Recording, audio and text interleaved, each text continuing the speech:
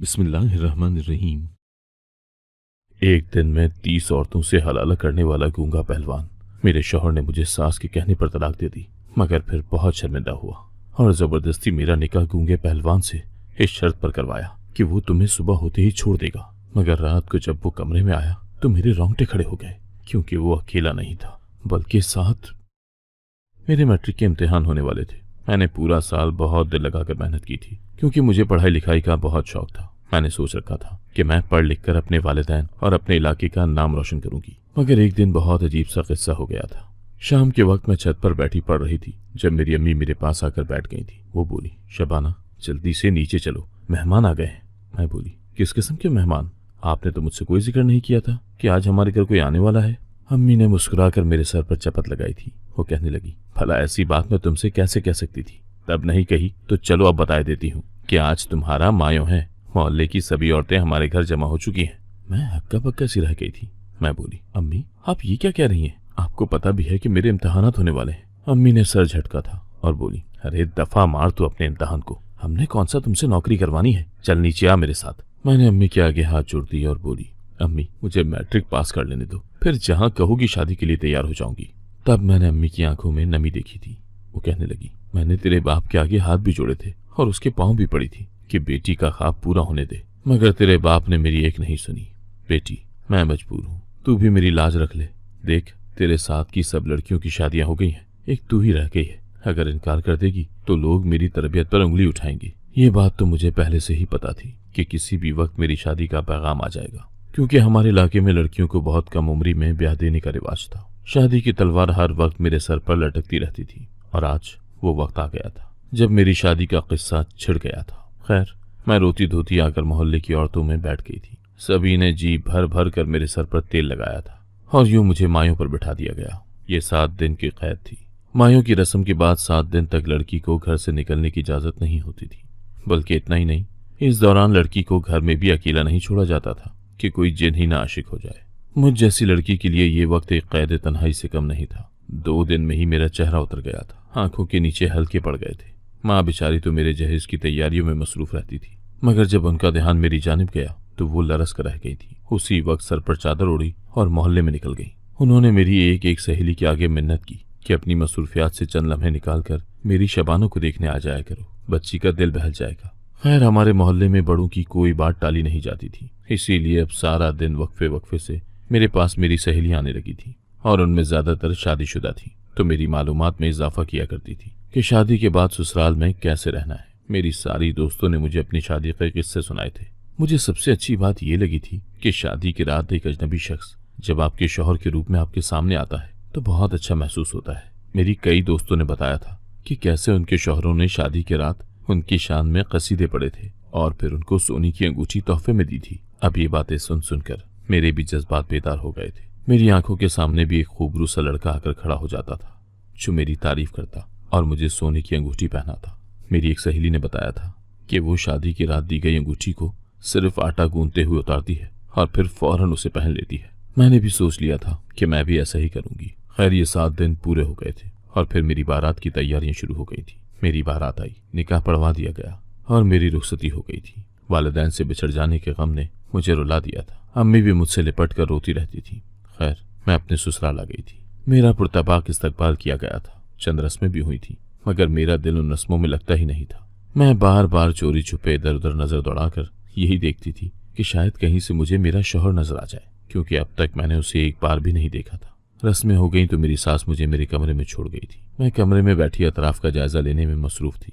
पुराना सा खस्ताहाल कमरा था। मैंने देखकर सोचा कि काश मेरे ससुराल वाले इस कमरे में रंग और रोगन ही करवा लेते। इस बोसीदा से कमरे में मेरा जहेज का सामान पड़ा अजीब सा लग रहा था, जैसे कि कहावत है, बूढ़ी घोड़ी और लाल लगाम। खैर मैंने सोचा कि जब फयाज, हाँ मेरे शौहर का नाम फयाज था, फयाज कमरे में आएगा तो उससे फरमाइश करूंगी कि कमरे में रंग करवा दे। मुझे मेरी सहेलियों ने बताया था कि शादी के पहले 2 साल जो भी बात शौहर से कही जाए वो हंसकर मान लिया करते हैं। खैर मैं अपने शौहर के इंतजार में न जाने कितने पहरियों बैठी रही थी, मगर वो मेरे कमरे में नहीं आया था। अब मुझे अजीब सा महसूस होने लगा था। मैंने सोचा कि जरा उठकर बाहर तो देखूं कि ऐसी भी क्या मसरूफियत है जो मेरे शौहर को कमरे में आने ही नहीं दे रही। मैंने दरवाजा खोलकर देखा तो मेरा इस्तकबाल घुप अंधेरे ने किया था। हर तरफ खामोशी ही खामोशी थी। मैं घबरा कर वापस कमरे में आ गई थी। न जाने मेरा शौहर कहाँ रह गया था। उसूलन तो उसे अब तक आ जाना चाहिए था। मैं घबरा भी रही थी कि कहीं मेरे शौहर के साथ कोई हादसा ही ना हो गया हो। मैं दुआएं करती रही थी, यहाँ तक कि फजर की अजान की आवाज़ गूंजने लगी थी। मैंने थक हार कर सिरहाने पर सर रख लिया था और मुझे खबर ही नहीं हुई कि कब मेरी आंख लग गई थी। खैर, थोड़ी देर बाद कमरे का दरवाज़ा धाड़ की आवाज़ से खुला था। मैं हड़बड़ा कर उठ बैठी थी। मैंने सामने देखा तो एक बड़ी उम्र का हट्टा कट्टा मर्द मुझे बड़े गुस्से से घूर रहा था। मैं हैरान हुई कि आखिर ये क्या माजरा है और ये कौन है और मेरे कमरे में क्या कर रहा है। वो मेरी तरफ बढ़ता आया था और बोला, कैसी मनहूस औरत हो तुम, जो शादी की रात शौहर का इंतजार करने की बजाय ख्वाबे खरगोश के मजे लूट रही हो। मैं बहुत घबरा गई थी। बहुत चाहने के बावजूद मेरे मुंह से एक लफ्ज नहीं निकला था। फिर वो शख्स गुस्से से बोला, यूं मुझे आंखें फाड़ फाड़ कर क्या देख रही हो? इतनी खबर भी नहीं है क्या कि जब शौहर आता है तो अपनी जगह से उठकर खड़े हो जाते हैं? अजीब बेवकूफ औरत है। और ये सुनकर मैं हैरान रह गई थी कि ये आदमी मेरा शौहर है। ये है वो फयाज जिससे मेरा निकाह हुआ है। उसने शादी की पहली रात ही मेरी तारीफ करने के बजाय मुझे आते ही 2 गालियां दे दी थी। मैं जल्दी से उठकर खड़ी हो गई थी और वो बिस्तर पर ढह गया था और देखते ही देखते उसने खराटे लेना शुरू कर दिए थे। मेरी आंखों से एक ही बात दिख रहे, कई आंसू टूट कर गिर गए थे। और तभी कमरे के दरवाजे पर दस्तक हुई थी। मैंने दरवाजा खोला तो सामने मेरी सास खड़ी थी। उसने जब मुझे बेदार पाया तो मेरे सर पर हाथ फेर कर बोली, शाबाश बहू, अच्छे घर की लड़कियां इतनी सुबह सुबह ही उठ जाया करती हैं। चलो शाबाश, अब नाश्ता बना लो, तुम्हारे देवर उठने वाले हैं। मैंने सर तो हिला दिया था, मगर मुझे इतना भी इल्म नहीं था कि मेरे कितने देवर हैं। खैर, मैं मुंह अंधेरे नाश्ता पकाना शुरू हुई थी और फारिग तब हुई थी जब पूरा घर धूप से भर गया था। फिर बेतहाशा बर्तन धुलने के लिए पड़े देखकर मैंने कमर कस ली थी। जब मैं इन कामों से फारिग हुई तो फयाज उठ गया था। फिर उसके लिए नाश्ता बनाकर ट्रे में रखकर कमरे में ले गई। उसने नाश्ते की ट्रे मेरे हाथ से थाम कर दूर फेंक दी थी। फिर वो बाहर आया और बोला, अम्मी, मुझे नहीं चाहिए इस बेकार औरत के हाथ का पका हुआ खाना, मेरे लिए आप ही बनाओ। मेरी सास के माथे पर बल पड़ गए थे। उसने मुझे घूर कर देखा और बोली, शौहर को क्यों नाराज कर दिया? शादी की पहली रात ही? तौबा तौबा। तब मैं रोने लगी थी। सिसकियों के दरमियान बोली, आंटी, दरअसल मैं सारी रात फयाज का इंतजार करती रही। सुबह फजर की अजान के बाद मैंने आंखें मूंद ली। मुझे क्या इल्म था कि आंख लग जाएगी। बस इतनी सी बात पर फयाज मुझसे नाराज है कि मैंने रात भर जागकर उनका इंतजार क्यों नहीं किया। मेरी सास एकदम बेटी की जाने मुतवज्जह हुई थी और बोली, तुम काम पर गए थे? उसने सर हिला दिया तो मेरी सास बोली, बहू, तेरे शौहर की रोजी ही रात रात भर जागने में है। आगे से एहतियात करना, जैसा ये चाहे वैसा ही करना। मैंने सर हिला दिया और फिर से घर के कामों में जुट गई थी। मेरी सास भी इस बात का ख्याल किए बिना कि अभी मेरी नई नई शादी हुई है, मेरे सामने कभी कोई काम लाकर रख देती तो कभी कोई। खैर, अम्मी ने मुझे बहुत प्रैक्टिस करवाई थी इन कामों की, क्योंकि हमारे यहाँ बच्ची जैसे ही बालिग होती है उसे ये बता दिया जाता है कि तुम शादी की उम्र की हो गई हो, घर के कामकाज सीख लो। ऐसा लगता है जैसे शादी ही जिंदगी की अव्वलीन तरजीह हो, इसके अलावा आसमान से कुछ उतरा ही ना हो। खैर, शादी की दूसरी रात तो मेरा शौहर घर पर ही रहा था, मगर मुझे उसकी वजूद से घिन आती रही थी। इसलिए नहीं कि वो मुझसे उम्र में बहुत ज्यादा बड़ा था, और ना ही इसलिए कि उसकी रंगत भी स्याही माइल थी। ये वजह भी नहीं थी कि वो कदरे मोटा सा था, बल्कि सिर्फ ये वजह थी कि उसने मुझे शादी की पहली रात ही बहुत बेइज्जत किया था और फिर मेरी तारीफ में एक जुमला तक न कहा। तोहफा देना तो बहुत दूर की बात है, उसने तो मेरी जानिब मुस्कुरा कर भी न देखा था, मेरा हाल चाल तक न पूछा था। उसे चाहिए था कि वो मुझसे कहता, शबाना, बताओ मेरे घर का माहौल तुम्हें कैसा लगा? तुम यहाँ परेशान तो नहीं हो? वालिदैन की याद तो सताती होगी, मगर तुम फिक्र न करो, मैं तुम्हें उनसे मिलवाने के लिए ले जाया करूंगा। ये सब बातें उसे मुझसे कहना चाहिए थी, बल्कि वो तो मेरे करीब हुआ था और फिर सो गया, एक जुमला भी न बोला। ऐसे में मुझे अपने शौहर से घिन आने लगी थी, मगर चूंकि मुझे यही सिखाया गया था कि शौहर मिजाजी खुदा होता है, इसलिए मैं अपने इस किस्म के ख्यालात से घबरा जाया करती थी। कहीं ऐसा ना हो कि अल्लाह मुझसे नाराज हो जाए और मुझे अजाब में मुब्तला कर दे। इसी वजह से मैं अपने शौहर से दिल लगाने की कोशिश करने लगी थी। शादी की तीसरी और चौथी रात मेरा शौहर फिर से गायब था। मुझे अफसोस होता था कि मेरे वालिदैन ने मेरी शादी किस जगह कर दी है। यहाँ मेरी हैसियत एक मुलाजमत से बढ़कर नहीं थी। शौहर का तो कुछ इल्म ही नहीं था कि वो कहाँ से आया और कहाँ गया। इसीलिए मैंने सोचा कि मुझे उससे दो टूक बात करनी चाहिए। मुझे उससे पूछना तो चाहिए कि वो अपनी नई नवेली दुल्हन को छोड़कर कहाँ जाता है। इसलिए सुबह जैसे ही मेरा शौहर घर वापस आया तो मैं बोली, फयाज, आप हर रात कहाँ जाते हैं? बस इतनी सी बात थी, ना एक लफ्ज कम ना ज्यादा। इसी बात पर फयाज ने मेरे मुंह पर थप्पड़ दे मारा था। वो बोला, तुम औरत जात हो, औरत को इस चीज का हक नहीं होता कि वो मर्द को कटहरे में खड़ा करके उससे सवाल जवाब करे। ये थप्पड़ बहुत जबरदस्त था। कई लम्हे तो मेरे कानों में साएं साएं होती रही थी। खैर, मैंने सीख लिया था कि कभी अपने शौहर से सवाल नहीं करना, क्योंकि मुझे मार से बहुत डर लगता था। मार के खौफ से मैं हमेशा स्कूल में अपना सारा सबक याद करके जाया करती थी, मगर जिंदगी का सबक सीखने में मुझसे कोई भूल चूक हो गई थी शायद, क्योंकि उस दिन के बाद भी बड़ी दफा फयाज ने मुझ पर हाथ उठाया था और वजह हर बार मुख्तलिफ होती थी। एक बार तो उसने मुझे इस कदर मारा था कि मेरे सर से खून निकल आया था, और मेरा बच्चा भी जो मेरी कोख में चल बसा था वो मुझे छोड़कर चला गया। जब मुझे इस बात का इल्म हुआ तो मेरा दिल लरस कर रह गया था। मुझे फयाज से शदीद नफरत महसूस हुई थी।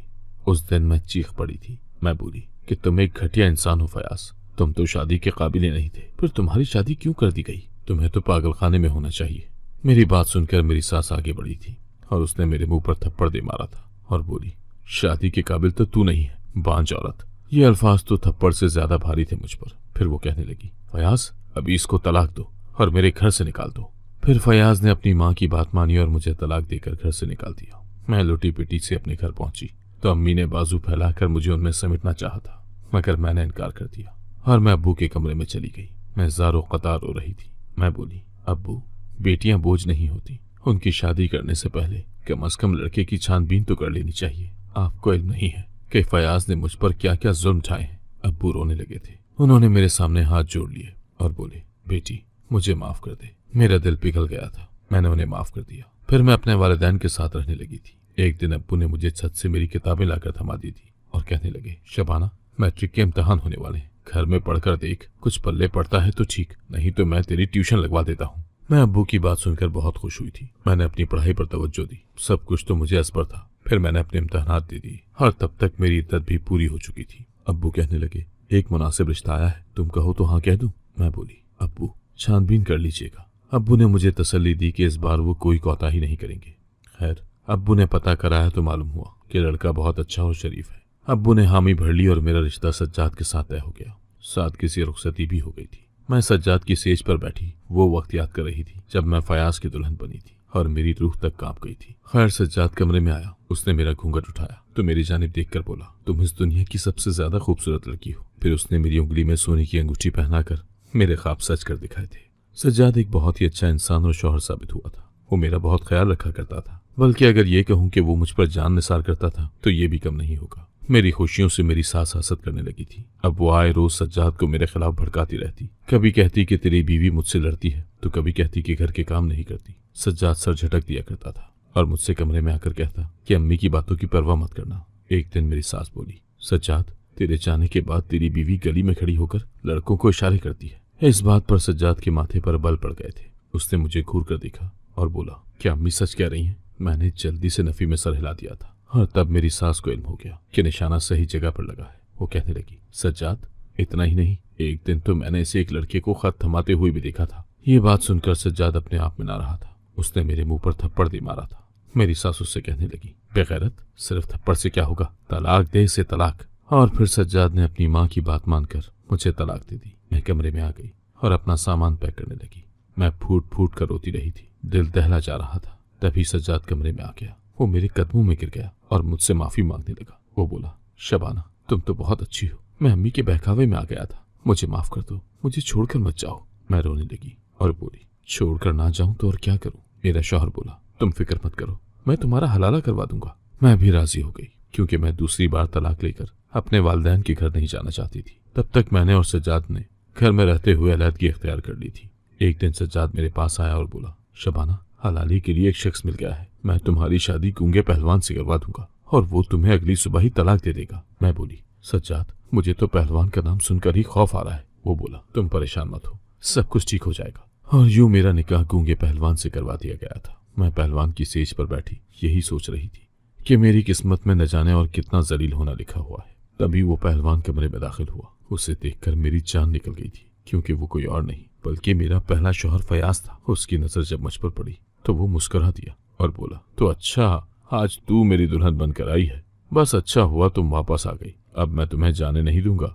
मैं तो बहुत ज्यादा घबरा रही थी और जल्दी से उठकर कमरे से फरार होने की कोशिश की, मगर उसने मुझे दबोच लिया था। वो बोला, शबाना, तुम्हें मैंने छोड़ तो दिया, मगर फिर अम्मी ने हर जगह मेरा रिश्ता मांगा। किसी ने मुझे अपनी बेटी नहीं दी। ये हलाला करके मेरा गुजारा तो हो जाता है, मगर मैं शादी करके अपना घर बसाना चाहता हूँ। और फिर फयाज के हाथों मेरी रूह एक बार फिर से पारा पारा हो गई थी। मैं रोती रही थी जबकि वो मेरे पहलू में पड़ा नींद के मजे लूट रहा था। सुबह उसने सज्जाद से कह दिया कि मैं तुम्हारी बीवी को तलाक नहीं दूंगा। मैंने फयाज से कह दिया कि अगर तुमने मुझे ना छोड़ा तो मैं खुदकुशी कर लूंगी। फयाज बोला, शबाना, मैं शादी के बाद जो रात रात भर घर से बाहर रहता था, इसी काम से जाता था। मुझे क्या इल्म था कि मेरी इस नेकी का सिला मुझे यूं मिलेगा कि तुम मुझे दोबारा मिल जाओगी। मैं बहुत ज्यादा घबराई हुई थी कि आखिर अब क्या होगा। मैं बोली, फयाज, तुम मुझे अपने साथ जबरदस्ती निकाह में नहीं रख सकते। जब लड़की ही राजी ना हो तो तुम क्या कर लोगे? फयाज बुलंद बांग कह के लगाने लगा था। वो बोला, अरे पगली, तुमसे किसने कहा कि औरत की कोई मर्जी होती है? औरत तो बस औरत होती है, गूंगी बहरी मखलूक। तुम जानती हो ना, मैं बाहर की दुनिया में गूंगा पहलवान मशहूर हूँ। अगर तुमने मेरे साथ जबान लड़ाने की कोशिश की या इस शादी को खत्म करने की बात की तो तुम जानती हो मैं तुम्हारी जबान काट कर तुम्हें भी गूंगी बना दूंगा। मेरा यकीन करो, मैं ऐसा कर सकता हूँ। मुझे फयाज के वजूद से शदीद नफरत महसूस हो रही थी। मैं चाहती थी कि मैं उसके मुंह पर थप्पड़ मार दूं, मगर मैं मजबूर थी। ऐसा नहीं कर सकती थी क्योंकि इसके बहुत संगीन नताइज मुझे भुगतना पड़ सकते थे। मैं रो रो कर अल्लाह से मदद की फरियाद करने लगी और अल्लाह ने मेरी सुन ली थी। तभी अचानक कमरे का दरवाजा खुला था। सज्जाद के साथ पुलिस भी थी। सज्जाद ने यह समझदारी की थी कि उस हलाले से पहले उसने कागजी कार्रवाई मुकम्मल कर ली थी, इसलिए वो पुलिस को ले आया था। पुलिस गूंगे पहलवान को पकड़ कर ले गई थी। बाद में मैंने खुला के लिए कागजात दर्ज करवा दिए थे, बड़ी मुश्किल से ही सही, मगर उसने मुझे तलाक दे दी थी। सज्जाद अब एक बार फिर से मुझे अपने साथ घर ले आया था। वो मेरा बहुत ख्याल रखने लगा था। सज्जाद के संग मुझे मेरी जिंदगी मुकम्मल लगने लगी थी। मैंने बहुत मुश्किल वक्त देखा था और मुश्किल के बाद आसानी मुझे मिल गई थी। मगर मैं हाथ जोड़कर तमाम वालिदैन से दरखास्त करती हूँ कि बेटियां बोझ नहीं होती, बल्कि जीती जागती इंसान होती हैं। अल्लाह ने लड़कियों के दिलों में भी ख्वाहिशें डाली हैं। लड़कियों को पढ़ा लिखा कर उनके पांव पर खड़ा कर देना चाहिए, ताकि जिंदगी में जब मुश्किल वक्त आए तो वो सहारों की तलाश में भटकती न रहे। खुदारा अपनी बेटियों के साथ जुल्म मत करें, उन्हें यूं ही किसी के पल्ले से मत बांध दिया करें। छानबीन करके बच्चियों को ब्याया करें। अगर आपको आज की कहानी पसंद आई है तो वीडियो को जरूर लाइक कीजिएगा और अपने दोस्तों के साथ भी शेयर कीजिएगा। और हाँ, अगर आपने अभी तक हमारा चैनल सब्सक्राइब नहीं किया तो जरूर सब्सक्राइब करें। मिलते हैं कल एक नई और दिलचस्प कहानी के साथ। अल्लाह हाफिज।